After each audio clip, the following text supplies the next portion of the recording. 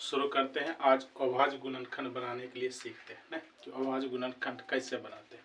देखो, अभाज्य गुणनखंड बनाने के लिए सबसे पहले अभाज्य संख्या पता होना चाहिए कि अभाज्य संख्या किसे कहते हैं, इसके बारे में जानकारी। आओ सीखते हैं। अभाज्य संख्या उस संख्या को कहा जाता है ना। अभाज्य संख्या उस संख्या को कहा जाता है जिसका गुणनखंड एक और स्वयं हो, जो संख्या वही वो अभाज्य संख्या कहलाता है। जैसे देख लो, दो का गुणनखंड एक है और दो है, और कोई गुणनखंड आएगा? नहीं आएगा। 3 का गुणनखंड एक होगा और सिर्फ 3 होगा, ठीक ना। इसी तरह से 5 का भी गुणनखंड एक 5 होगा, एक होगा और एक 5 होगा, बस। इसी तरह से जो जो संख्या आएगा वो सब क्या कहलाता है? अभाज्य संख्या कहलाता है। समझ गए होगे। जैसे 11 देख लो, 11 एक के पहाड़ा में आता है और 11 के पहाड़ा में आता है, और कोनो पहाड़ा में आता है? नहीं आता है।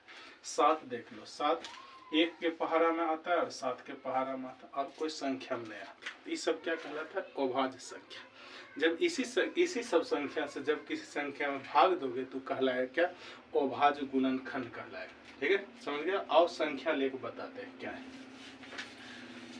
देखो, संख्या है, मान लो 1000 है, ठीक। 1000 का अभाज्य गुणनखंड निकालना है। क्या करना है? सबसे पहले इस तरह से लाइन खींच देना है। उसके बाद अभाज्य गुणनखंड निकालना है तो अभाज्य संख्या से भाग देना है। किस संख्या से? अभाज्य संख्या से।